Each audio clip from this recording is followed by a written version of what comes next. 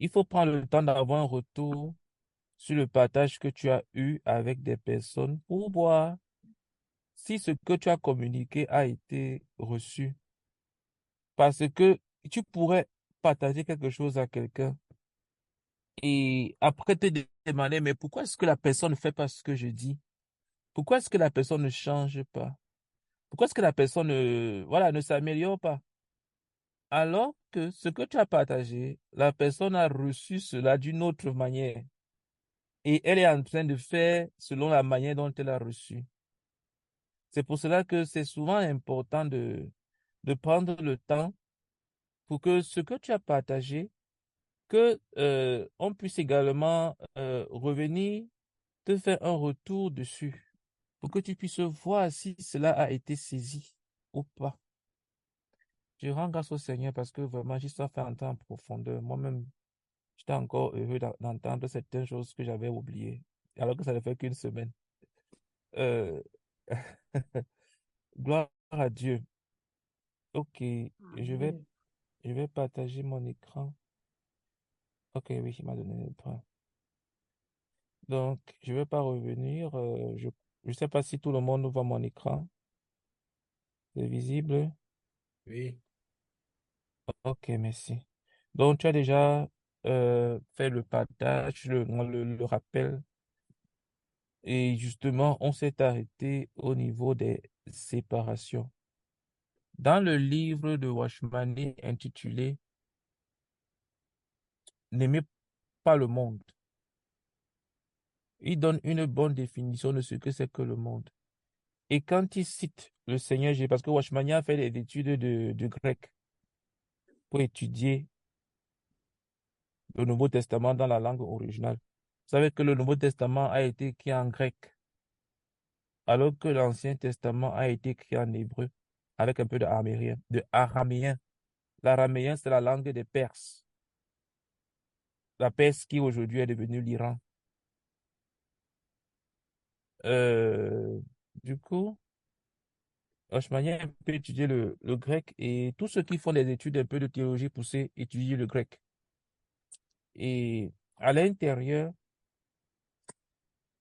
quand il cite comment le Seigneur Jésus-Christ dit que vous êtes du monde, je ne suis pas,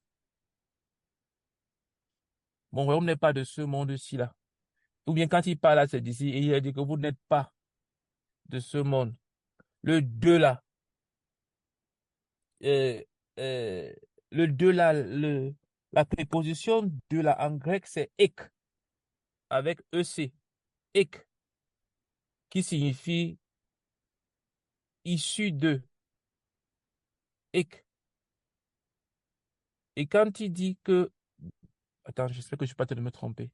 En fait, il est en train de faire comprendre que euh, le mot ecclésia, qui est devenu église, parce que le mot église vient du mot ecclésia, un mot grec, où le mot clésia signifie assemblée, et le mot ek devant signifie issu de sortie de. Il expliquait que l'église, qui vient du mot ecclésia,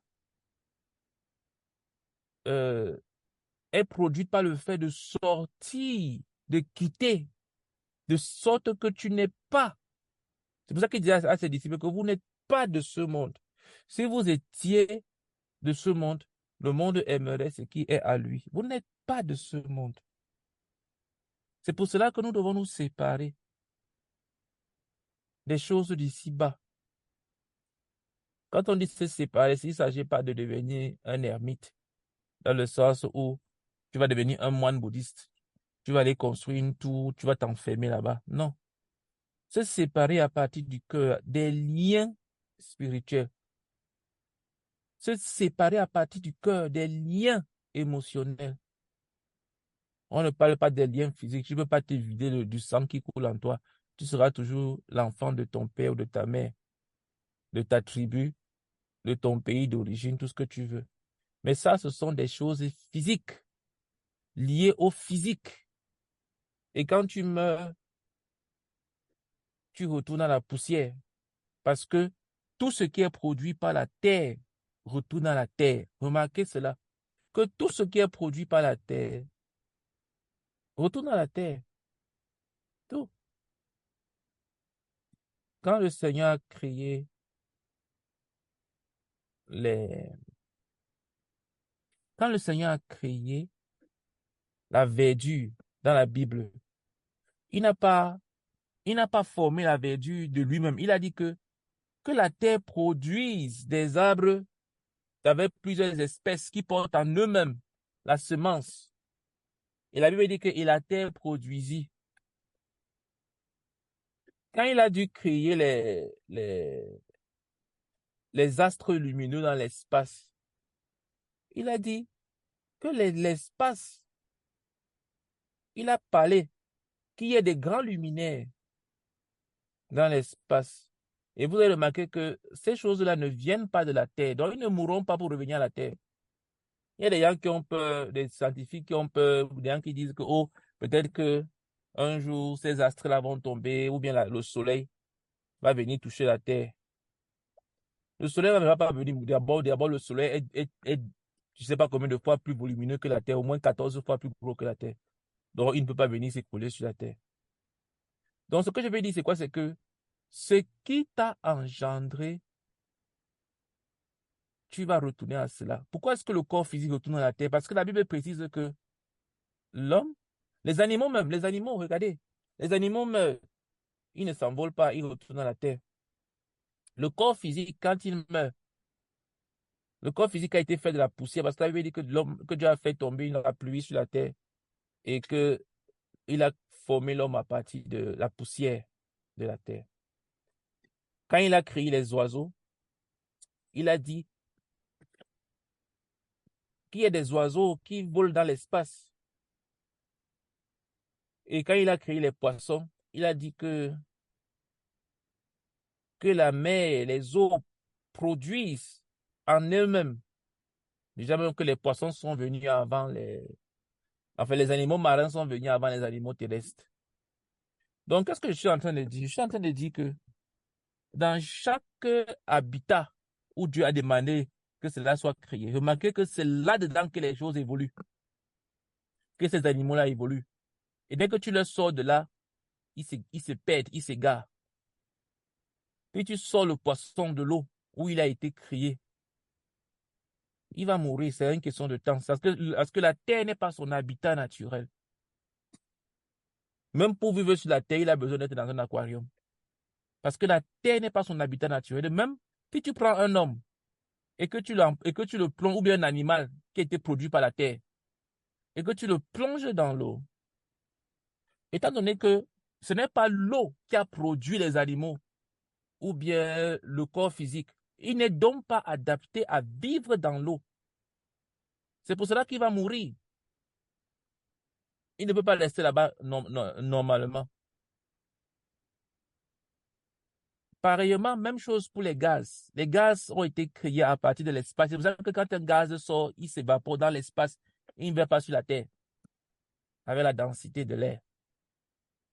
Donc, chaque élément qui a produit la vie qui est produite est adaptée à vivre dans cet élément-là. L'espace qui a produit le soleil, la lune et les astres, eux, ils sont heureux de vivre là-bas en haut. L'eau qui a produit les poissons, et tous les animaux marins et les poissons sont heureux de vivre là-bas dans l'eau. La terre qui a produit les animaux et les êtres humains. Les êtres humains sont à l'aise à vivre sur la terre.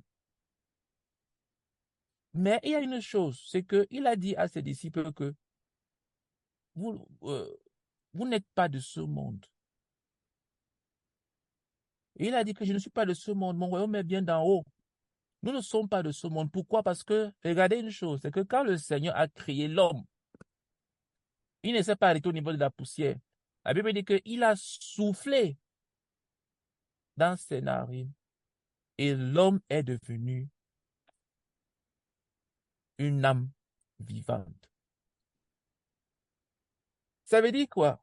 Ça veut dire que ça, c'est l'élément naturel de l'homme. Ça veut dire que nous, étant des enfants de Dieu, étant nés de nouveau, n'étant pas de ce monde-ci là, c'est tout à fait normal que nous ne soyons pas à l'aise à vivre dans ce monde-ci. Puisque ce n'est pas cette terre-ci qui nous a produit. Nous sommes descendants de quelqu'un qui vient d'en haut, du ciel. Nous avons le Saint-Esprit, nous avons reçu un nouvel esprit qui descend d'en haut. C'est la raison pour laquelle notre habitat naturel, là où on sera heureux de vivre, ce n'est pas ici sur terre. C'est de là où nous venons. Je ne sais pas, j'ai fait tout ce rappel-là pour que vous puissiez comprendre ce que je veux expliquer. J'espère seulement que je n'ai pas perdu beaucoup de gens. J'essaie simplement de dire que l'habitat qui t'a produit, qui a produit la vie, tu seras à l'aise à vivre dedans. La terre a produit les êtres que nous voyons, les animaux terrestres et les êtres humains. La terre a produit les arbres. Si tu prends un arbre, tu peux attendre ça dans l'eau, ça va mourir. Il n'a pas besoin d'être planté sur la terre parce que c'est la terre qui l'a produit, c'est là où il vit bien. Mais si tu prends les, les, les, les, les, les, les végétaux marins, c'est-à-dire que il y a des plantes, les algues et tout ça qui vivent dans l'eau. Si tu les prends et tu viens les semer sur la terre ferme, elles vont également mourir. Parce que ce n'est pas la terre ferme qui les a produits, c'est l'eau qui les a produits. Donc, ce qui t'a produit t'a donné le contenant pour que tu puisses vivre en conformité à l'intérieur. C'est ce que j'ai en train de dire. Et je veux donc amener le parallèle pour dire que nous, les enfants de Dieu, nous avons été produits par l'œuvre de Dieu. Nous sommes nés de nouveau. On n'est pas comme ceux qui sont nés avant, qui n'ont pas reçu l'Esprit de Dieu. Non. Nous avons reçu l'Esprit de Dieu. Et l'Esprit de Dieu, ce n'est pas la terre, ce n'est pas le monde qui a formé ça. Non. Ça vient du ciel, ça vient d'un autre monde qui n'est pas d'ici. C'est la raison pour laquelle le monde qui nous convient le mieux, c'est ce monde céleste-là. Sauf que le corps que nous avons, c'est un corps terrestre.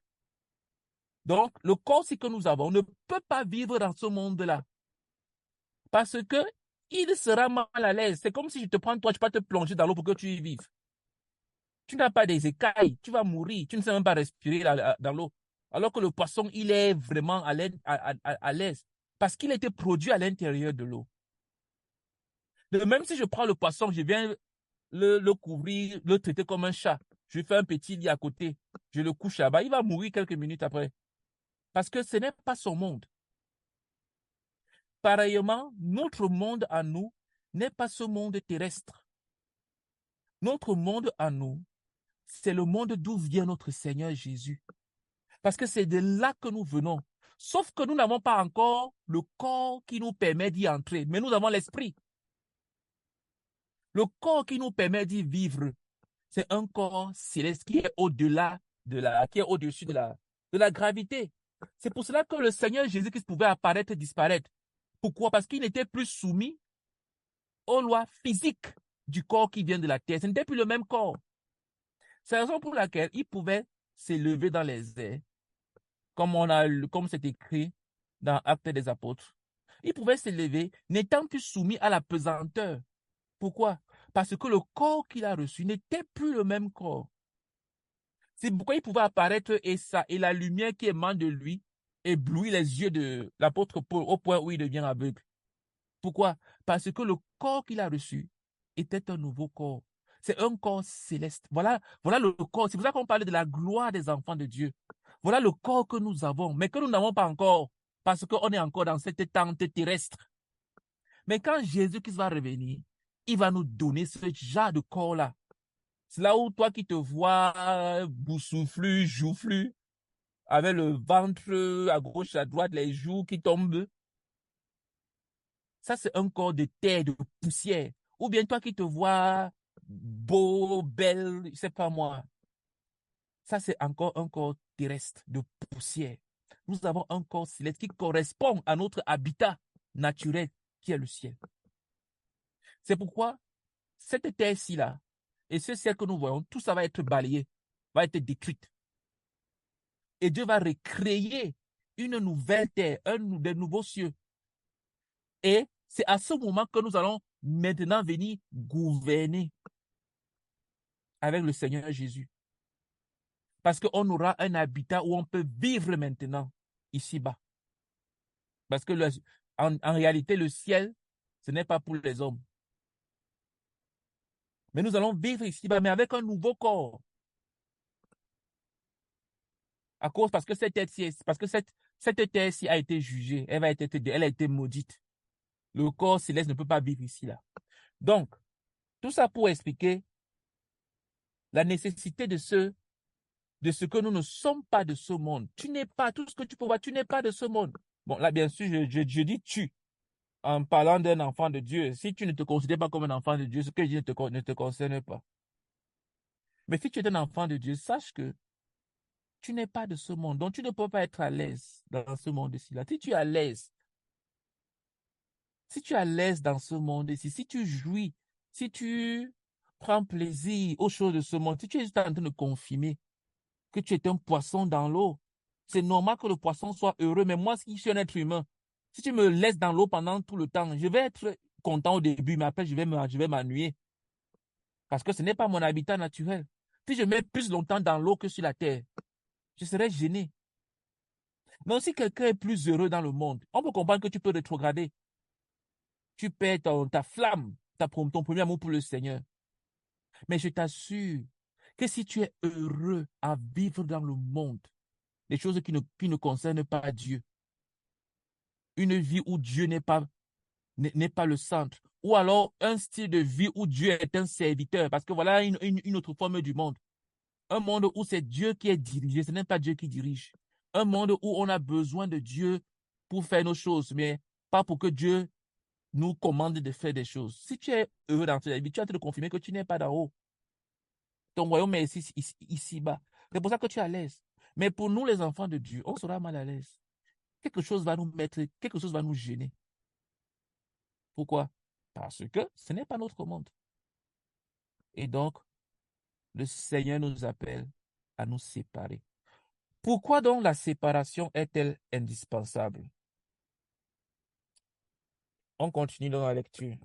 Les systèmes religieux mondains ne changeront jamais. Prenez par exemple le catholicisme. Il ne changera jamais. Les prières faites pour son changement sont vaines. Il ne changera jamais. L'esprit derrière le système est le prince de ce monde et il ne changera jamais. Le système peut modifier une chose ou une autre, mais il restera faux. Les dénonciations protestantes ne changeront jamais. La vérité pourra être découverte, mais lorsque l'on s'apercevra qu'elle se pose aux bases fausses de tout l'édifice, elle sera rejetée. Beaucoup de gens sont séduits par la courte période de temps pendant laquelle les dirigeants d'une dénomination religieuse semblent être enthousiastes vis-à-vis de la vérité. C'est une brève période et leur enthousiasme n'a jamais de racine profonde. Car si elle existait, ils se soumettraient personnellement à la vérité. Ils veulent au contraire se servir de la vérité pour faire progresser leur système. Jean-Baptiste fut accepté pendant une courte durée de temps par les dirigeants religieux de son époque, bien qu'il ne se soumit pas à son baptême et bien qu'il n'interdit pas aux gens d'aller à lui.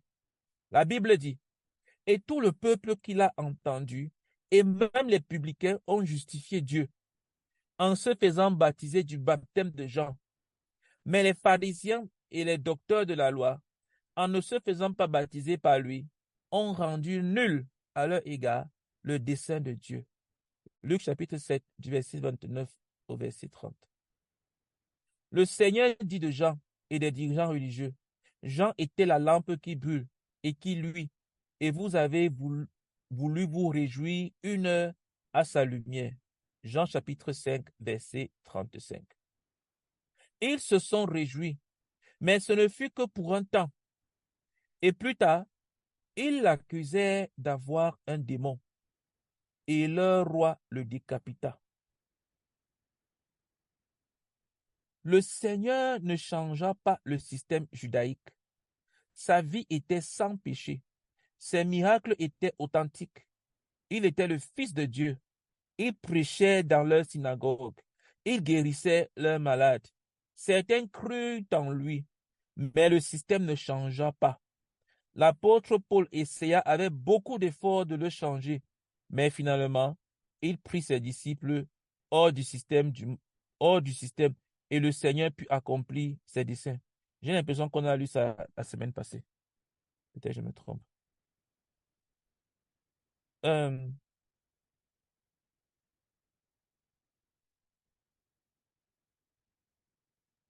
S'il te plaît, évite les systèmes dénominationnels. Évite autant que possible le dénominationalisme, c'est-à-dire les noms qui viennent des églises. CMCI, ICC, quoi d'autre que je connais? ACER, catholique, protestant, évangélique, Assemblée de Dieu. Il y a tellement de noms. S'il te plaît, tous ces noms-là ne sont pas dans la Bible. La chose qui doit prévaloir dans le cœur d'un enfant de Dieu, c'est la parole de Dieu. C'est l'obéissance à la parole de Dieu. Et non pas l'obéissance à un système. Moi, je dis toujours que si je suis quelque part dans un ministère et que je suis frustré par une chose qu'on a l'habitude, qu'on a tendance à faire en tant que tradition, coutume dans ce ministère-là, qui contredit la parole de Dieu, je me casse de là, je m'en vais. Je ne suis pas plus loyal à mon église qu'à la parole de Dieu. Je suis d'abord loyal à ce que la Bible dit. Par conséquent, je vais demander des explications et je vais poser des questions. Je veux comprendre pourquoi est-ce qu'on fait telle chose. Qu'on l'on me dise que c'est biblique et qu'on m'explique comment, pourquoi. Mais qu'on ne me dise pas qu'on fait toujours comme ça. On a toujours fait ça. Non, pas question. Pas question. Il y a des choses qui ne sont pas pertinentes. Je peux passer dessus. Mais il y a des choses qui sont pertinentes et je ne peux pas passer dessus. Aujourd'hui, certaines églises connaissent ce qu'on appelle la fraction du pain. Rompre le pain et tout. Ils ne savent pas que c'est un effort d'un homme qu'on appelle Washmani qui a ramené ça dans les églises parce que ça avait été oublié. Maintenant, les gens vivaient seulement, même ce qu'on appelle les assemblées de maisons. On ne connaissait pas ça. Jusqu'à ce que Washmani s'efforce de ramener ça et qu'ils subissent une profonde persécution venant des croyants, des chrétiens. Parce qu'à l'époque, ce n'était que dans les églises, les bâtiments qu'on se retrouvait. On ne connaissait pas ce qu'on appelle assemblée de maison. On ne connaissait pas ce qu'on appelle rompre le pain. Mais un jeune homme qui avait cru, qui avait à peine dans la vingtaine, il a posé la question à son pasteur, mais pourquoi est-ce qu'on fait telle chose? Ah, on fait comme ça depuis tout le temps. Mais qu'est-ce que la Bible dit? Le pasteur ne peut pas répondre. Mais pourquoi est-ce qu'on ne fait pas ce que la Bible dit ici, là? Le pasteur ne peut pas répondre. Et le jeune homme a décidé d'obéir à ce que la Bible dit. Il a commencé avec son ami qui était aussi d'accord avec lui, tous les deux. Et puis le maman les a rejoints. Ainsi de suite, progressivement. Et ils ont grandi dans la lumière que Dieu leur a apportée. Et aujourd'hui, dans beaucoup d'assemblées, on rompt le pain. Les gens ne savent même pas que quelqu'un a travaillé dessus pour amener ça. Mais si tu vois quelque chose dans le ministère où tu te trouves, et tu n'es même pas intéressé pour savoir bibliquement d'où ça vient, Tu fais seulement par tradition. Non, tu ne peux pas être plus loyal à ton ministère, à ton église, qu'à la parole de Dieu. Et un dirigeant n'a pas l'autorité pour faire quelque chose qui compte, qui contredit la parole de Dieu. Un pasteur ne peut pas se lever et décider de faire une chose qui contredit la parole de Dieu. Pas du tout. Sauf que dans cette dénomination, lorsqu'ils décident d'enlever Jésus-Christ sur le trône, Jésus-Christ abandonne avec leurs choses. Ils vont continuer à appeler ça église. Ils vont continuer à faire leur programme. Mais ça va devenir une simple dénomination et non plus un corps où le Seigneur est présent. Ils vont commencer à faire les choses du point de vue social. Mais Jésus-Christ ne sera plus le point central. C'est ce qui s'est passé avec l'église de Jérusalem. Lorsque les pharisiens ont commencé à entrer dans l'église, lorsqu'il y a eu là-bas les 3000 personnes, après les 5000 hommes, après, ils ont atteint jusqu'à 25 000 personnes. Ils ont commencé maintenant à ne plus écouter ce que les apôtres disaient. Ils ont commencé à suivre la loi de Moïse, à être influencés. Et progressivement, Jésus-Christ a été poussé de côté. C'est pour cela que vous entendez maintenant parler, pour ceux qui ont lu la Bible, de ce qu'on appelle l'église d'Antioche, là où Barnabas et Paul ont été envoyés comme apôtres dans le monde, donc comme missionnaires, apôtres. Parce que Dieu les a laissés avec leurs choses à Jérusalem. Ils s'est déplacés. Ils sont devenus une dénomination. Chaque fois qu'on enlève Jésus-Christ du trône, c'est ce qui se passe.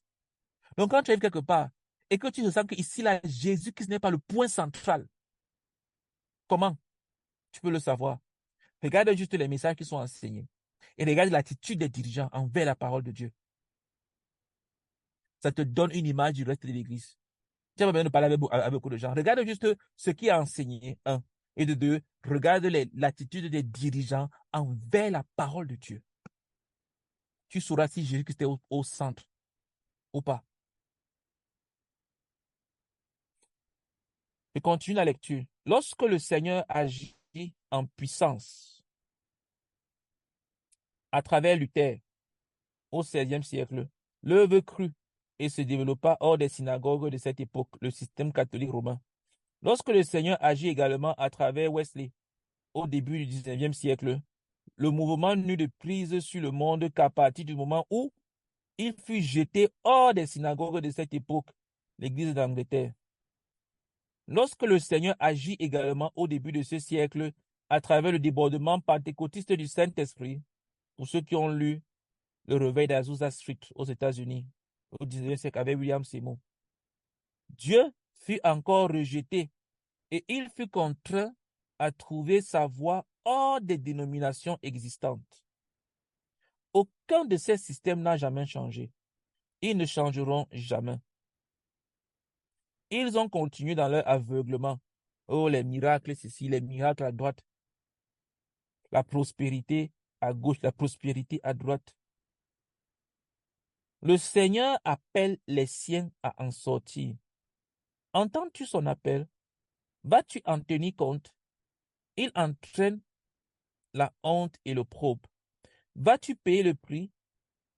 C'est pour cela que Jésus aussi, afin de sanctifier le peuple par son propre sang, a souffert hors de la porte. Sortons donc pour aller à lui hors du camp, en portant son opprobre. Hébreux 13, du verset 12 au verset 13. Donc, que personne jamais ne dise que non, je suis dans ce ministère-ci. Bon, c'est vrai que ce qu'ils disent là, vraiment, c'est pas vraiment la parole de Dieu. Mais moi, je marche avec Dieu. Hein. Voilà. Je, je ne suis pas impacté par ce qu'ils font. C'est vrai que je ne suis pas très, très d'accord avec ce qu'ils font dans ces ministères. Je ne suis pas très d'accord avec ce que les pasteurs font, et ainsi de suite. Bon, mais moi, je lis ma Bible, je marche avec Dieu. Écoute, tu es en train de te séduire toi-même. Tu es en train de t'auto-séduire et de t'auto-détruire. Parce que tu ne peux pas être dans un ministère où on n'est pas en train d'enseigner la parole de Dieu. Dis-moi, si on n'enseigne pas la parole de Dieu, on enseigne quoi? Tout ce que tu écoutes n'est pas la parole de Dieu. Qu'est-ce que c'est? C'est du poison. C'est du poison. Tu ne peux pas laisser que la saleté tombe sur toi sans que ça te salisse. Ce n'est pas possible. Tu ne peux pas dire que non, j'écoute ceci, je prends ce qui est bon, je retiens seulement ce qui est bon. Tu vas te salir par la saleté qui va tomber sur toi. Et plus tu vas amasser la saleté, et bientôt tu arriveras même plus à discerner ce qui est bon de ce qui est mauvais. Non. Il faut d'abord accepter l'enseignant pour recevoir l'enseignement. Tu ne peux pas avoir quelqu'un, le ministère de quelqu'un que tu n'es pas en train d'apprécier, ou bien que tu as des doutes à son sujet, dans le sens que celui-ci là, j'ai entendu telle chose le concernant, et ça a l'air même d'être vrai. Et tu penses que tu seras béni sous son ministère, c'est faux. Pour qu'il y ait bénédiction, il faut qu'il y ait un sommet, il faut qu'il y ait une vallée pour que la bénédiction puisse couler. Il faut que tu considères quelqu'un comme étant un sommet pour que Dieu puisse utiliser cette personne-là pour te bénir. Mais si tu as des doutes sur quelqu'un, même s'il va dire les paroles les plus magnifiques au monde, ça ne va pas te toucher. Même si ça te touche, ça ne va pas te changer. Ça ne va pas te transformer. Donc, nous devons sortir. Nous devons nous retirer. Et nous devons éviter même d'écouter. Il faut faire attention à ce que tu écoutes sur Internet. Nous devons éviter d'écouter n'importe quoi. Parce qu'il y a des gens qui se sont spécialisés à être à être des brebis en ligne. C'est-à-dire qu'ils sont brebis de ton église sans que tu les connaisses. Pourquoi? Parce qu'ils te suivent chaque jour dimanche, connectés en ligne. Hein? Les brebis d'Internet. Franchement, nous devons sortir. Si tu suis quelqu'un, suis-le totalement. Engage-toi. Vas-y à fond. Sinon, retire-toi. Sinon, retire-toi. Donc, les systèmes de dénomination, ces systèmes-là, c'est quoi? Ce sont des systèmes qui sont basés sur leur tradition à eux, sur leurs coutumes, sur leur doctrine, et non pas sur l'obéissance à la parole de Dieu, et non pas sur l'autorité du Seigneur Jésus-Christ. Quand on a ordonné ma mère ancienne d'église, elle m'a invité à son église pour venir voir son couronnement. Je suis allé. C'était même la première fois que j'entrais dans une église presbytérienne protestante. Et son pasteur me connaissait. Il savait qui j'étais parce que ma mère lui avait parlé beaucoup de moi. Donc, quand il m'a vu, il connaissait les églises réveillées et tout. Et le ministère des églises réveillées, il connaissait le frère Zach. Donc, quand il m'a vu à l'église, il a commencé à s'auto-justifier lui-même. Parce qu'après ça, après avoir fait l'ordination de ma mère comme ancienne d'église, ce qui normalement ne devrait pas se faire, parce que les femmes ne sont pas les anciennes d'église. J'y suis allé parce que c'était ma mère. Quand il m'a vu, il a commencé à s'auto-justifier. Et puis, ils ont fait quelques baptêmes d'enfants. Il a dit que, en me regardant, il a dit que, ah, nous, c'est vrai que la Bible ne dit pas spécifiquement, ainsi de suite, mais nous avons l'habitude de baptiser les enfants. Il a pris un bébé, il est parti baptiser le bébé, mettre l'eau sur son visage. Laisse-moi regarder comme ça. J'ai applaudi. Et puis après, on a fait les belles et jolies photos et puis je suis parti. Quand tu fais les choses parce que tu as l'habitude de faire, nous, on fait comme ça ici. Chez nous, voilà comment nous faisons chez nous. Pour nous, là, le chez nous, là, c'est la Bible. C'est la parole de Dieu. C'est la parole de Dieu, c'est la Bible. S'il te plaît, refuse tout ce, c'est-à-dire, refuse ce système de dénominationnalisme que non, dans notre ministère, on fait comme ça, on fait comme ça. Est-ce que c'est biblique? Oui ou non? Si ce n'est pas biblique, alors c'est du satanisme. Si ça ne vient pas de la parole de Dieu, ça vient de la parole de qui? Si ce que tu me dis, je ne peux pas soutenir ça bibliquement, pourquoi est-ce que je fais ça? Donc nous devons faire attention. Nous devons sortir de ce genre de système-là. Le piège de l'amour du monde. Le monde est un système bien organisé. ayant pour monarque, oh là, excusez-moi, le monde est un système bien organisé, ayant pour monarque le diable. Il s'oppose activement et violemment à Dieu le Père. Il y a la sagesse de ce monde, 1 Corinthiens 1, verset 20, chapitre 2, verset 6, chapitre 3, verset 19. 2. Les autorités de ce monde, 1 Corinthiens chapitre 2, verset 6. 3. L'esprit de ce monde, 1 Corinthiens chapitre 2, verset 12. 4. La figure de ce monde, 1 Corinthiens chapitre 7, verset 31 ou verset 34. 5. Les affaires du monde, 1 Corinthiens chapitre 7, verset 33 et verset 34. 6. Le Dieu de ce monde, 2 Corinthiens chapitre 4, verset 4. 7. La tristesse de ce monde, 2 Corinthiens chapitre 7, verset 10. 8. Le train de ce monde, Éphésiens 2, verset 2. 9. L'amitié du monde, Jacques 4, verset 4. 10. Le royaume du monde, Apocalypse 11, verset 15. 11. L'amour du monde, 1 Jean 2, verset 15. 12. Les souillures du monde, 2 Pierre 2, verset 20. 13. Les rudiments du monde, Colossiens 2, verset 8. 14. Les ténèbres du monde, Éphésiens 6, verset 12. 15. Les principes élémentaires du monde, Galates 4, verset 3. 16. Le disputeur de ce monde, 1 Corinthiens 1, verset 20. À cause du fait que le monde est violemment opposé au Père, nul ne peut aimer le monde et aimer le Père. Tous ceux qui aiment réellement le Père haïssent le monde.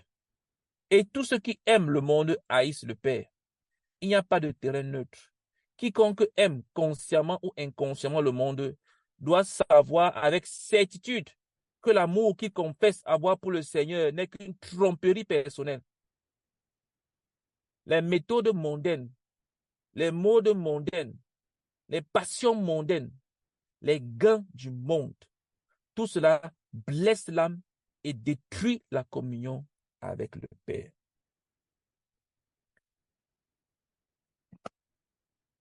La Bible parle de ces choses en des termes très clairs. N'aimez point le monde, ni les choses qui sont dans le monde. Si quelqu'un aime le monde, l'amour du Père n'est point en lui. Car tout ce qui est dans le monde, la convoitise de la chair, la convoitise des yeux et l'orgueil de la vie ne vient point du Père, mais vient du monde. Et le monde passe et sa convoitise aussi. Mais celui qui fait la volonté de Dieu demeure éternellement. 1 Jean chapitre 2, versets 15 à 17. Pour ce qui me concerne, loin de moi la pensée de me glorifier d'autre chose que de la croix de notre Seigneur Jésus-Christ, par qui le monde est crucifié pour moi, comme je le suis pour le monde. Galates 6, verset 14. Vendez ce que vous possédez et donnez-le en aumône. Faites-vous des bourses qui ne s'usent point, un trésor inépuisable dans les cieux, où le voleur n'approche point et où la terre ne détruit point. Car là où est votre trésor, là aussi sera votre cœur. Que vos reins soient sains et vos lampes allumées.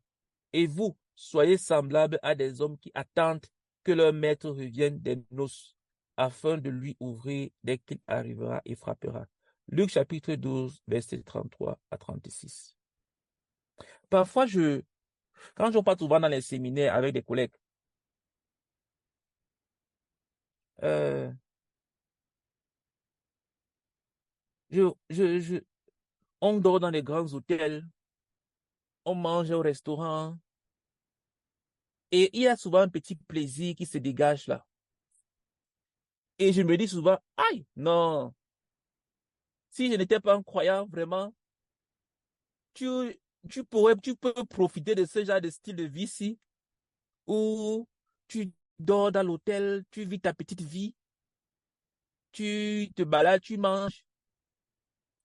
Et puis je me dis, mais la finalité, c'est quoi? Et c'est très facile de tomber dans ce genre d'esprit. Et il y a même des croyants qui rêvent de ce genre de vie-là. Ils aimeraient vivre comme ça, entre deux avions, aller faire du tourisme. Quand je suis arrivé ici en France, je n'étais pas trop intéressé par pas les monuments. Donc, vraiment, déjà que je n'aime même pas trop me déplacer. Et puis, quand mon épouse est arrivée, la sœur Ghislaine, elle est arrivée en fin 2013. Bon, on avait un peu, au moment, on avait un peu une période de très instabilité, donc on ne pouvait pas se déplacer. Et puis en 2014, quand on s'est déplacé tous en famille, on allait euh, à une réunion à Paris avec le frère Théodore. Il y a eu une pause pendant la réunion où je me suis dit que bon, je vais un peu faire plaisir à la famille. Je les ai amenés à la Tour Eiffel. Et comme des mondains, on a commencé à se filmer et à prendre des photos devant la tour. Je vous assure qu'après ça, la honte qui était en tout cas personnellement sur moi, n'a jamais publié ces photos. Je n'ai même jamais regardé ça une deuxième fois. Je ne sais pas où les photos là se trouvent. C'était tellement honteux. Se filmer devant un tas de ferrailles. Se filmer devant les choses, les choses des choses glorieuses de la terre. Tu vois des gens qui se filment. Ah, mais c'est très beau. Ils se filment. C'est pas mauvais. Je pas dit que c'est un péché. Mais pour moi, je ne veux pas tirer ma gloire. Même pas un seul instant de ce genre de choses. J'ai eu tellement honte que moi, j'ai été que bon, je me filme à la Tour Eiffel jusqu'à je vais publier les photos pour dire que regardez. Et il y a des fois qui ne comprennent même pas ça. Ils sont tellement englués dans l'amour du monde. Dès qu'ils voient des monuments, filmez-vous. Ce n'est pas un péché. Allez-y. Ce n'est pas mauvais, ce que j'allais dire. C'est pas mauvais. Mais sache que ce qui est dans le monde n'est pas seulement mauvais. Il n'y a pas que le mal dans le monde. Quand on demande de refuser le monde, c'est pas seulement ce qui est mauvais. Le monde, c'est tout ce qui n'a pas besoin de Dieu.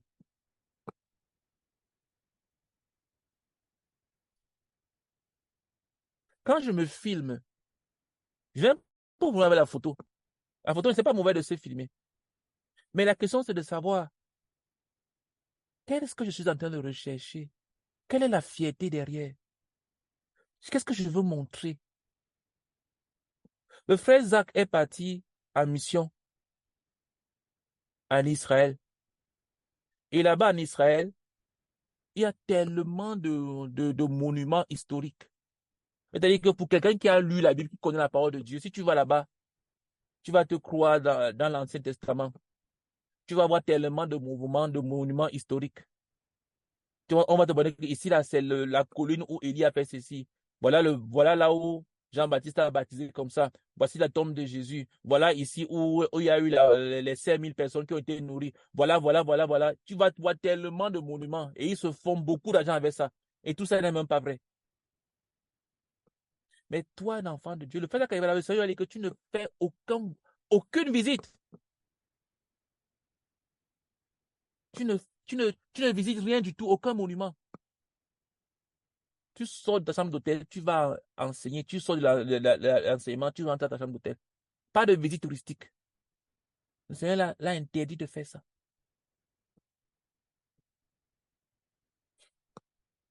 L'amour du monde, l'amour des choses du monde, les choses qui n'ont pas Dieu, les choses qui ne renvoient pas à Dieu. Tu peux te demander, mais où est le mal? Il n'y a pas que le mal dans le monde. Pose plutôt la question, où est Dieu? Réponds à cette question-là. Ce que je suis en train de faire là, où est Dieu? De Dieu est où dedans? Tu auras ta réponse. Parce que si tu ne peux pas dire où est Dieu dans ce que je fais, même le simple fait de, de, de, de regarder quelque chose,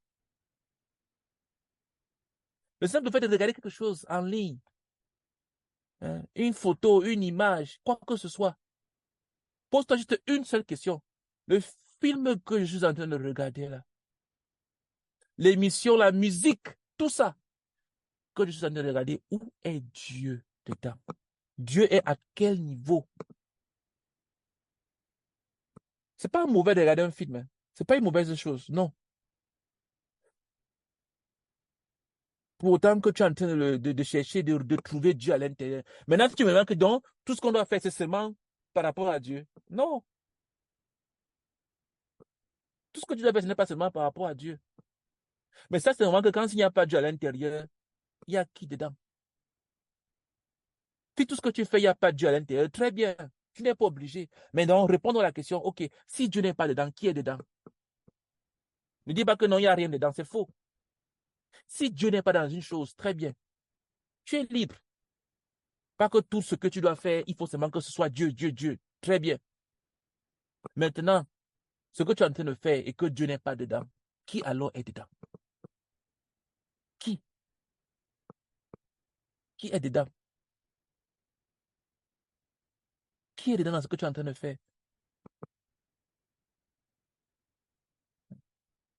Une jeune sœur avait demandé à une sœur aînée que pourquoi est-ce qu'on dit que la masturbation est un péché, alors que ce n'est écrit nulle part dans la Bible. La sœur a dit, OK, la prochaine fois que tu veux te masturber, rends grâce à Dieu. Demande au Seigneur de te bénir pendant que tu vas te masturber, puisque ce n'est pas un péché, puisque ce n'est pas mauvais, non? La prochaine fois que tu vas t'asseoir pour regarder ton film, ou bien ou bien faire ce que tu as envie de faire là, dis que Seigneur, bénis-moi pendant que je fais ça. Si tu as la liberté de faire ça, vas-y. Dis, oh Seigneur, accorde-moi de te rencontrer pendant que je regarde ce film mondain. Ou bien pendant que j'écoute cette chanson mondaine. Ou bien pendant que je suis en train de papoter. Demande au Seigneur de te rencontrer. Et sois vraiment sincère et prononce son nom. Sachant que tu ne prononceras pas le nom de l'Éternel en vain.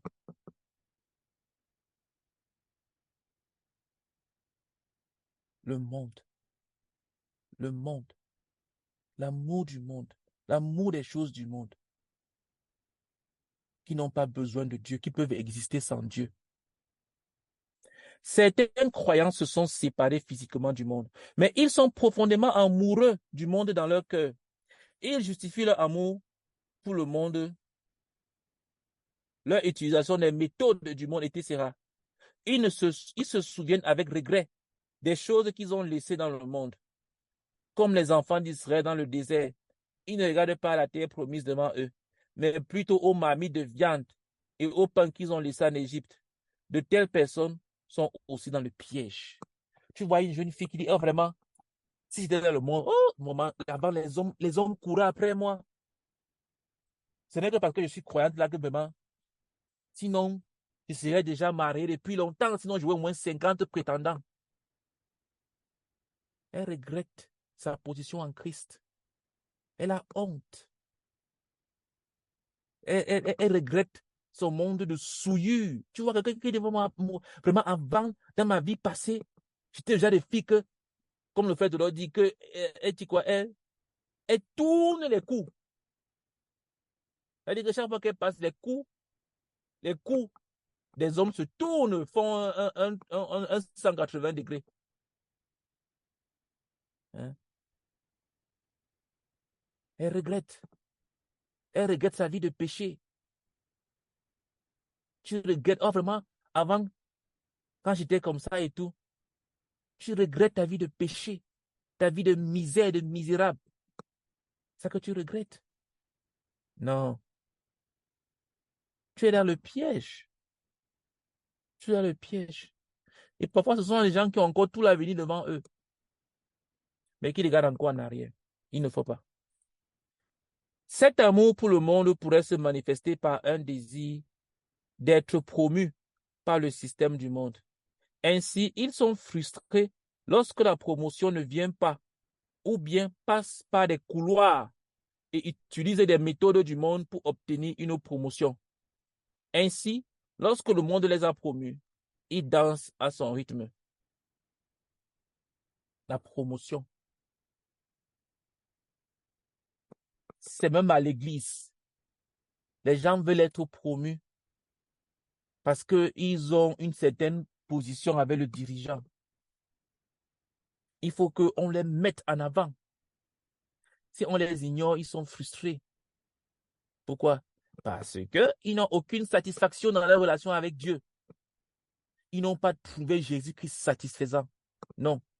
C'est être devant les gens, donner des ordres aux gens, parler aux gens comme ils veulent. C'est ça qui remplit leur cœur de satisfaction. Ils sont vides. T'entends plus, Jerry. Allô? On m'entend plus.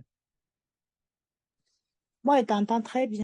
Là, on t'entend. Bon, enfin, moi, je n'entendais plus, mais là, j'entends. Désolé, désolé, je n'ai pas vu. Donc, il y a ce problème-là. Quand tu recherches les positions, on a interrogé une fois Washmani pour lui demander que, mais comment est-ce qu'il fait pour nommer les gens à l'église en tant que dirigeant de l'église? Il fait comment? Il a dit qu'il ne nomme pas les gens. On ne nomme pas les gens à l'église. Non. On te confirme dans le ministère que tu as développé. On ne nomme pas, Dieu ne nomme pas. Dieu appelle. Et c'est en réponse à l'appel que tu développes le ministère. Tu ne peux pas arriver quelque part dans un groupe, dans une équipe, et puis tu veux une place. Ou bien tu penses qu'une place est automatiquement maintenue à cause de la relation avec le dirigeant. Parmi les enfants de Joseph, Jacob était le pardon. Parmi les enfants de Jacob, Joseph était le préféré. Joseph était son préféré. Bon, si tu n'as pas eu la Bible, tu vas pas comprendre ce que je suis en train de dire. Mais si tu as lu la Bible, tu vas me comprendre. Joseph était le préféré de Jacob. Et même lorsque Jacob faisait son testament, il a donné la première place, la place d'aîné à Joseph. Ça veut dire quoi, l'aîné? L'aîné, c'est le successeur à Joseph. Mais, non seulement la sacrifiture n'est pas venue par Joseph, c'est-à-dire que les sacrifices, Aaron et tout n'est pas venu par Joseph, c'est venu par Lévi. Et le Messie, la royauté, David, Seigneur Jésus qui n'est pas venu par Joseph, c'est venu par Judas. Ça veut dire quoi? Ça veut dire que tu peux être le préféré d'un dirigeant. Tu peux être son numéro un. Il peut te nommer, dire que tu es ceci, cela. Ça ne veut pas dire que tu es à la même position dans le cœur de Dieu. Joseph n'a reçu ni la sacrifiture, ni le sacerdoce. Moïse n'est pas venu par Joseph, ni Aaron. Joseph n'a reçu ni la royauté. David n'est pas venu par Joseph. Et Joseph n'a reçu ni le Messie. Jésus n'est pas un descendant de Joseph. Mais Joseph, par contre, était le préféré de son père. Donc, c'est pas parce que tu as une position avec un dirigeant que ça veut dire que tu as la même chose dans le cœur de Dieu. Non. Dieu peut te mettre de côté.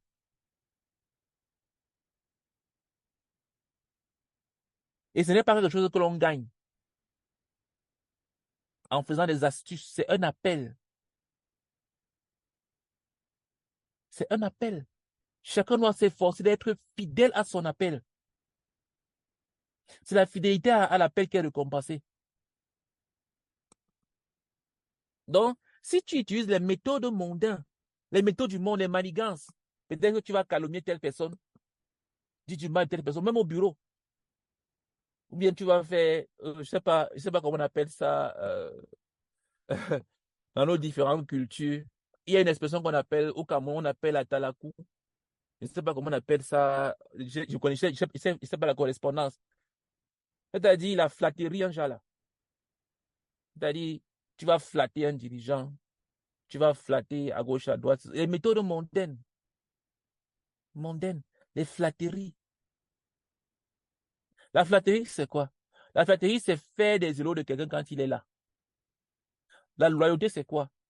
La loyauté, c'est honorer une personne quand elle n'est pas là, quand elle ne voit pas, et même quand elle ne pourra même pas voir. Parce que tu peux dire, ok, je non, parce qu'elle ne voit pas, mais j'ai quand même espoir qu'un jour elle saura. Michel-Ange était en train de peindre un jour dans la cathédrale, sur le toit, dans un coin sombre où les gens ne passaient pas par là. Et ce n'était même pas possible d'y passer. C'était un coin fermé du toit, du plafond. Et un monsieur est venu le déranger, lui demander que, mais, où es-tu, Michel-Ange? Le cherchant, il ne le voyait pas. Il voyait seulement les échafaudages. Michel-Ange lui a dit que je suis de ce côté-ci là. Il a fouillé, il ne le voyait pas. Et puis, quand il a bien fouillé, il a réussi à le trouver là où il était caché. Il m'a dit, mais qu'est-ce que tu fais là? Il dit que je suis en train de peindre, tu ne vois pas. Il dit, mais pourquoi tu peignes ici? C'est trop sombre, c'est tout noir, on ne va jamais voir ici, là. Il dit que, mais Dieu, lui, va voir. Voilà ce que Michel-Ange avait répondu. Dieu, lui, il va voir. Lorsque les Français ont offert la statue de la liberté aux Américains, aux États-Unis, à cette époque-là, les hélicoptères, les avions, tout ça n'existait pas. Donc, ils auraient pu se dire, OK, on s'en fout de comment le haut de la tête sera. On fait juste un truc bien parce qu'on va toujours voir ça d'en bas. Mais ils ont fait tout bien, de sorte que lorsque le premier avion a commencé à voler et est passé au-dessus, on a vu que le dessus de la tête était bien fait. C'est-à-dire, ils ont fait tout bien, même les coins qu'on pensait qu'on ne pourrait jamais voir. Tout bien fait. Donc la loyauté vis-à-vis de quelqu'un, c'est pas quand la personne va voir ou même quand la personne saura. C'est faire le genre que Dieu verra. Mais à cause de quelqu'un, ça c'est la loyauté. Ce n'est pas la flatterie. Oh, je fais telle chose ici là. Tu vois comment je fais ce que tu fais, non, ce que tu dis, non. Tu vois comment je fais, hein? Tu vois, tu vois, tu vois, tu vois. Ça c'est la flatterie. Et Dieu connaît le cœur. Mais fais une chose à quelqu'un que tu sais que la personne ne saura même pas. Mais tu fais quand même bien à cause de cette personne-là. Je me suis souvent demandé que mais le fait qu'aujourd'hui n'est pas là. Mais je n'ai jamais eu la liberté dans mon cœur de dire une seule critique contre lui. Depuis qu'il est parti, depuis 14 ans qu'il est parti. Pas une seule critique. Et c'est pas qu'il y a quelqu'un qui va me dire que non. Je n'en trouve juste pas. Même ces défauts que lui il présentait comme étant un défaut, pour moi, c'était des avantages. Et pareil pour le frère Théodore. J'ai pu le faire parce qu'on m'a dit que le frère Théodore, il est encore vivant. Donc, ce que je veux dire, c'est quoi? C'est que les méthodes du monde, les flatteries, les, les, les, les, les, les manipulations, tu tournes à gauche, tu tournes à droite, les chantages émotionnels. Tu fais chanter à l'émotion. Ah, on ne s'intéresse pas à moi, on ne s'occupe pas de moi, on ne m'appelle pas, on ne prend pas de mes nouvelles, on ne moi. C'est la mondanité. Tu aimes le monde. Tu es un amoureux ou bien une amoureuse du monde. C'est la mondanité. On continue. Cet amour pour le monde peut se manifester par un désir malsain de voir leurs enfants réussir dans le monde. À cause de cela, ils n'ont point de repos, car ils s'inquiètent de l'avenir de leurs enfants. Ils utilisent des méthodes mondaines pour bâtir un avenir financier pour l'éducation de leurs enfants, ruinant ainsi leur âme au-delà de toute guérison. Comme le Seigneur de gloire l'a dit, les soucis du siècle, la séduction des richesses et l'invasion des autres convoitises étouffent la parole et la rendent infructueuse. Pardon. Marc 4, verset 19. Les parents qui s'endettent, quand tu t'endettes pour quelque chose, ce n'est pas pour Dieu.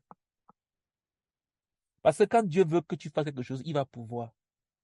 Si tu dois t'endetter pour l'œuvre de Dieu, ce n'est pas l'œuvre de Dieu. Si tu dois prendre une dette, un découvert ou quoi que ce soit, parce que tu veux faire l'œuvre de Dieu, ce n'est pas l'œuvre de Dieu que tu es en train de faire. Ce n'est pas l'œuvre de Dieu. Dieu n'a pas besoin que les gens s'endettent pour faire ces choses. Il est le Dieu de l'or et l'argent lui appartiennent. Il n'a pas besoin de ça. Si Dieu t'a appelé à faire quelque chose, il va pouvoir. Il y a qui disent que Dieu m'a appelé à être missionnaire dans tel pays. Et puis, il prend une dette pour aller dans ce pays-là. Ce que je vous parle par expérience parce que j'ai commis tellement de bêtes et des erreurs. Et j'ai compris par la suite. Quand Dieu t'a appelé à faire quelque chose, je t'assure que tu vas voir comment le chemin sera juste. Dès que tu vas rencontrer un obstacle, tu vas prier, l'obstacle sera enlevé. Mais si tu pries, tu pries, tu pries, tu pries, tu pries, tu pries, tu pries, tu pries, tu pries, ça ne fait que s'empirer. Ou alors si tu ne pries même pas et tu pars chercher de l'aide chez les hommes. Quand c'est l'œuvre de Dieu, quand tu es dans la volonté de Dieu, il va remplir ton cœur de paix. Mais la volonté de Dieu qui amène la frustration, qui amène les inquiétudes, qui amène l'agonie, l'angoisse, qui amène je sais pas, la dépression sur toi. C'est quelle volonté de Dieu? La volonté de Dieu, même lorsque tu n'as pas les moyens, tu auras la paix, même dans la crainte. Mais tu auras la paix. Tu auras la paix, même dans la crainte. Tu auras la paix. Chaque fois qu'une personne est découragée, c'est parce qu'elle a un autre moyen de faire.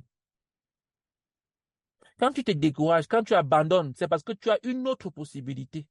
C'est pour ça que tu peux abandonner. C'est pour ça que tu peux te décourager. Quelqu'un qui n'a qu'une seule voie ne peut pas se décourager. Il va se décourager pour faire quoi d'autre? Hein? Il va se décourager parce qu'il a quoi d'autre à faire? Vous n'êtes pas encore des parents. Mais quand vous serez des parents, vous comprenez ce que je suis en train de dire. Moi, en tant que parent, si je dis que je me décourage, je veux rester sans travail, je veux aussi rester, je veux vivre ma vie. Je suis encore un jeune homme, je veux aussi avoir, je vais faire ça et ceux qui sont derrière moi, je vais faire quoi de, je vais réfléchir comment? Quel autre moyen? Est-ce que j'ai un autre moyen? Est-ce qu'ils vont disparaître d'un claquement de doigts? Ils sont là pour toujours. Et je ne peux plus réfléchir de moi-même. Donc, je n'ai pas un autre moyen, je dois avancer. Quand tu peux te décourager, quand tu peux abandonner un projet, quand tu peux laisser tomber quelque chose, quand tu peux abandonner quelqu'un que tu as commencé à suivre, à bâtir, quand tu peux le lâcher, c'est parce que tu as autre moyen. Mais quand tu n'as une seule chose, une seule voie, une seule possibilité, le découragement ne passera même pas par ta tête. Tu vas continuer à avancer. C'est ça l'œuvre de Dieu. La solution pour demeurer sur le chemin étroit sans être piégé ni dévié dans une stérilité spirituelle à travers l'amour du monde est d'aimer le Seigneur Jésus d'une façon si suprême qu'il n'y ait pas de place pour quelque chose d'autre. La solution est de le connaître, de fixer les regards sur lui, fixer les regards sur lui, de chercher et de ne servir que lui seul. Ceux qui aiment le Seigneur de façon suprême donnent par cet acte un coup fatal au monde.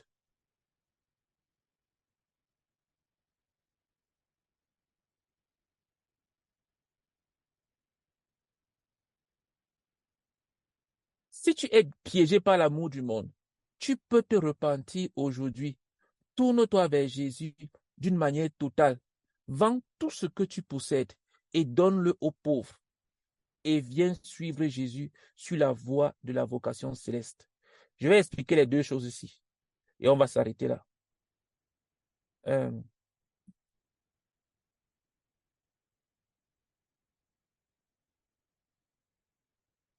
je vais revenir sur le thème fixer les regards sur Jésus.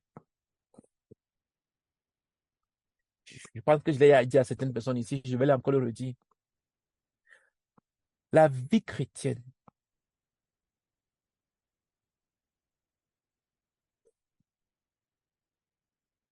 c'est fixer les regards sur Jésus. Vous vous souvenez, une fois de plus pour ceux qui lisent la Bible, le serpent brûlant de Moïse dans le désert, le serpent d'airain. La Bible dit que ceux qui avaient été mordus par les serpents, ils avaient juste à regarder et ils ne mourraient pas. Quand tu es ici, là, sur terre, avec les serpents qui vivent dans ce monde-ci, là, ces serpents spirituels, les serpents de tel péché, le serpent de tel autre péché, quand tu as été mordu par le serpent de l'immoralité, par le serpent de l'orgueil, quand tu as été mordu par le serpent de la dépression, du découragement, quand tu as été mordu par le serpent de l'amertume, s'il te plaît, fixe tes regards sur Jésus-Christ. Quand on dit fixer, ça veut dire quoi? Ça veut dire que tes regards doivent être enfoncés pour ne plus bouger. Où est la différence entre poser un clou sur une table et fixer le clou sur la table? Quand je pose le clou sur la table et que j'arrête les pieds du clou, Illustrez-vous un peu cela dans la tête. Vous prenez un clou, vous déposez seulement sur la table, et puis arrêtez les pieds de la table, commencez un peu à bouger la table. Le clou va commencer à bouger. Vous bougez un peu la table, le clou bouge un peu. Vous bougez fortement la table, le clou bouge fortement. Vous bougez très très fortement la table. Qu'est-ce qui se passe? Le clou tombe par terre. C'est ce qui se passe. Quand tu poses tes regards sur Jésus-Christ, tu déposes seulement, c'est-à-dire que tu lances un coup d'œil, une pensée sur Jésus. Quand les secousses de la vie arrivent, quand c'est un peu petit là, tu supportes, ça passe, ça traverse. Tu as tes problèmes, tu as tes difficultés, tu parviens à t'en sortir. Ça va. Mais ton regard n'est pas fixé, il est juste posé. Tu as juste lancé un coup d'œil sur Jésus. Et puis tu continues ta vie. Et puis, une autre secousse arrive dans ta vie. Tu as un besoin d'alternance, besoin du mariage, besoin du travail. Ça te secoue, ça te secoue, ça te secoue. Et comme le clou, tu commences à balancer dans beaucoup de directions. Ton regard commence à balancer. Tu vas à gauche, tu vas à droite. Tu arrives à l'extrémité de la table, tu reviens encore au milieu. Ce qui se passe, tu arrives à l'extrémité où tu es prêt à abandonner le Seigneur. Après, tu rentres encore en arrière. Et puis, tu as encore telle proposition de Satan qui vient devant toi. C'est ça quand tu arrives à l'extrémité. Et puis, tu rentres encore au milieu. Tu rencontres un frère qui t'encourage. Et puis, tu reviens encore au milieu. Tes yeux ne sont pas fixés. Tes yeux sont posés sur la table, sur Jésus. Voilà alors maintenant où le diable part rassembler tous ses efforts. Il te cumule un problème dans la famille, un problème de cœur, des émotions, un problème dans ton travail, dans tes études. Il rassemble tout ça en un seul gros paquet. Il envoie sur toi. Quand il dit le diable, je lui ai dit ton Père, le Seigneur Jésus, le Dieu Tout-Puissant. Parce qu'en tant qu'enfant de Dieu, tu ne traites pas avec Dieu, tu traites avec Dieu. C'est ton Père qui envoie ça sur toi pour te fortifier, pour te bâtir. Et quand ça arrive, ça te secoue dans toutes les directions. Et finalement, qu'est-ce qui se passe? Tes yeux lâchent, le clou quitte la table et tes yeux quittent le Seigneur Jésus-Christ. Qu'est-ce qui se passe? Le cou ne monte pas vers le haut, le cou descend, ça tombe. Et c'est comme ça que tu enlèves tes yeux de Jésus et tu peux te compromettre. Oh, vraiment, j'ai besoin d'argent, est-ce que tu peux me prêter? Ou alors tu rappelles tel membre de ta famille. Ou alors tu appelles telle personne qui te faisait la cour dans le monde. Ou alors tu commences à reconstituer les contacts que tu avais. Ou alors tu commences à refaire ce que tu faisais avant. Tes yeux sont quittés. Pourquoi? Parce que tu n'avais pas fixé ton regard sur le Seigneur Jésus-Christ. Fixer les regards, ça signifie quoi? Tu prends le clou, tu prends un marteau, tu me poses le clou sur la table et tu frappes sur le marteau, sur le clou. Qu'est-ce qui se passe? Le clou pénètre à l'intérieur. Tu frappes encore. Le clou pénètre encore plus en profondeur. C'est pour ça que Dieu t'envoie les épreuves. Parce que le marteau, là, ce sont les épreuves pour frapper. C'est comme ça que les yeux sont fixés sur Jésus. Au travers de la douleur, quand tu supportes. Tu supportes. Mais dès qu'il y a une petite douleur, tu cries. Il faut que tu t'auto-justifies. Il faut que tout le monde te demande pardon. Il faut que tu te fâches. Tu t'exprimes.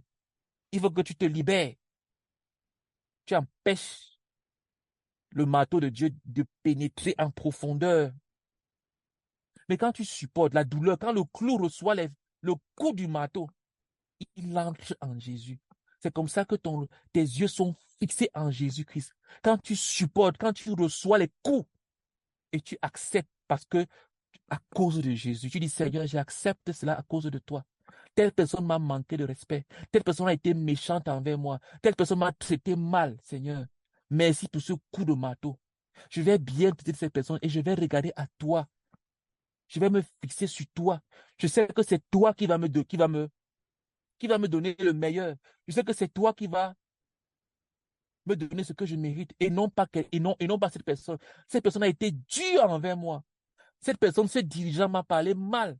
Ce pasteur a dit des choses méchantes sur moi. Ou alors, telle sœur s'est trompée sur mon sujet. Ou tel frère a comméré sur moi. Mais Seigneur, à cause de toi, je ne vais pas garder rancune. Je ne me fâche pas. Je ne me justifie pas. je vais fixer mes regards sur toi. Boum! Le marteau entre, le clou entre. C'est comme ça que tes regards se fixent sur Jésus. Et puis après, les gens auront l'impression que tu n'as pas de problème. Parce qu'ils ne te verront pas paniquer ou bien triste. Pourquoi? Parce que quand les secousses arrivent dans ta vie, tes yeux sont fixés sur Jésus. Le clou tient ferme la table, le clou ne tombe pas de la table. Fixe tes regards sur le Seigneur Jésus. C'est ce que je voulais dire sur cette partie-ci-là. Fixez nos regards sur le Seigneur Jésus-Christ et non pas sur les choses du monde. Allez chercher le secret dans le monde. Allez chercher la solution dans le monde comme Abraham. Abraham, il arrive à Canaan, sur la terre promise. Et dès qu'il y a une petite famine, il fuit. Il court en Égypte, dans le monde, pour chercher la nourriture. La même chose s'est proposée à son fils Isaac. Lui aussi, dès que son père est mort et que Dieu a commencé à être avec lui, lui aussi il a eu une secousse. La famine aussi est arrivée. Et qu'est-ce qu'il a fait? Il a voulu s'enfuir aussi en Égypte. Son père a dit que non, non, non, ne fuis pas. Reste ici, là. Même là, il est parti rester chez Abimelech, chez les Philistins. On l'a, il est dans une période de sécheresse, là où les gens manquaient de tout. Isaac a semé, il a récolté au centuple.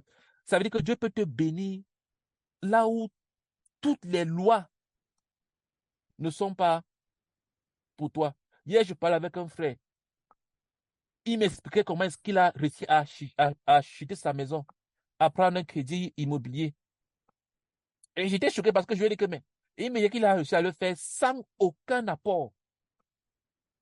Alors que selon la loi financière française, aucune banque n'a le droit d'accorder un crédit sans que tu ne fasses un apport. Et je dis que mais c'est impossible, c'est quelle banque? Il me donne le nom de la banque. Et la banque là, c'est la même banque où je suis. Et c'est eux qui m'ont refusé également le crédit pour acheter une maison. Je lui ai dit, tu vois. Et il a fait parce que le frère de l'homme lui avait dit que vas-y. Je lui ai dit que la Bible dit vraiment que croyez à vos prophètes et vous réussirez dans vos projets. Vous avez cru au frère Théodore et même la banque ne s'est pas soumise à la loi. Mais elle vous a accordé. Et après avoir accordé cela, la banque est venue menacer le gestionnaire qui avait accordé ce crédit pour dire que c'est la dernière fois que tu fais ça. On ne fait pas ça. Mais elle avait signé le crédit. Pour dire que c'est un truc surnaturel. Dieu peut te bénir lorsque tu te trouves au centre du besoin où toutes les choses sont gâtées autour de toi. Mais parce que tes yeux sont fixés sur lui, Dieu peut te bénir au centuple. Mais il faut que tu aies appris au travers des douleurs, des souffrances, à fixer tes regards sur lui.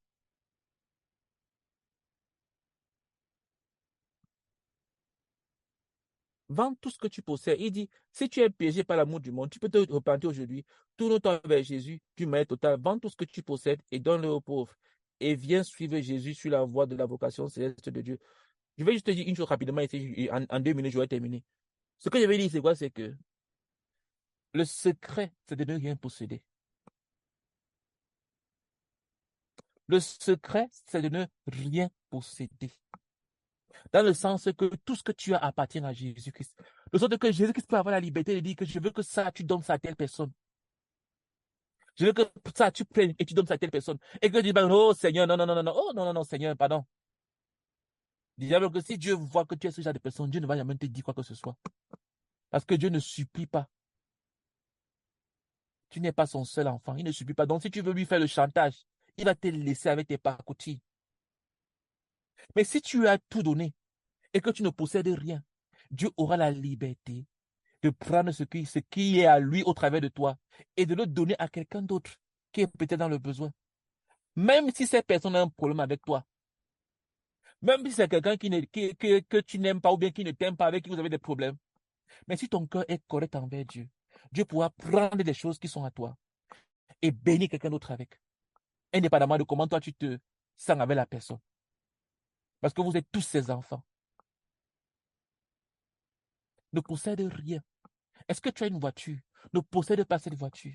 Est-ce que tu as des habits? Ne possède pas ces habits. Est-ce que tu as un appartement? Ne possède pas cet appartement. Donne tout au Seigneur Jésus-Christ. Est-ce que tu as un salaire, un revenu? S'il te plaît, ne possède pas ça. Dans l'Ancien Testament, on donnait seulement, on donnait la dîme à Dieu et les gens disaient qu'ils gardaient le reste. même si ce n'est pas rigoureusement vrai. Parce qu'il y avait la dîme de beaucoup de choses. En fait, un juif normal se retrouvait à donner à peu près 30% de ce qu'il avait à Dieu. Obligatoirement, hein. Ce n'était pas que... Bon, il y avait aussi des offrandes, bien entendu. Mais, dans le Nouveau Testament, dans la grâce, nous donnons tout à Dieu. Les 10% là, c'est le minimum. Nous nous donnons tout à Dieu. On ne possède rien. Est-ce que tu as des épargnes? S'il te plaît, ne les possède pas, s'il te plaît. Donne-les à Dieu. Laisse-le libre de cette épargne-là. Est-ce que tu as une chaussure? Est-ce que tu as un ordinateur? Est-ce que tu as... S'il te plaît, ne possède rien. Ne possède rien. Ne possède rien. Ne possède rien. Même tes slips, ne les possède pas. Ne possède rien. Même tes babouches, je ne sais pas ce que je peux dire. Même ton téléphone, ne possède pas. Ne possède pas. Ne possède pas. Sois la personne que Dieu peut mettre dans ton cœur, que je veux que tu donnes ça. Je veux que tu fasses ça. Et tu ne peux pas tromper Dieu. Tu sais quand tu as vraiment donné tout. Tu le sais. C'est le secret pour être séparé de ce monde-ci là. De l'amour du monde. Même ton travail ne le possède pas. Ne le possède pas. Il ne faut pas comme si sans le travail, tu vas mourir, ta vie va s'arrêter. Quand tu seras marié, ne possède ni ton mari, ni ta femme, ni tes enfants. Ne les possède pas. Donne-les tous à Dieu. Ne possède rien. Même ta propre vie ne possède pas. Ne cherche pas à t'épargner. Ne cherche pas à préserver ta vie. Ne possède pas. Si Dieu veut que tu ailles quelque part et Dieu a mis ça dans ton cœur, vas-y. Si on t'agresse et on te frappe, vas-y. Ne possède rien.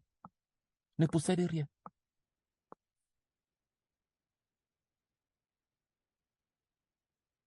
Gloire à Dieu. Euh,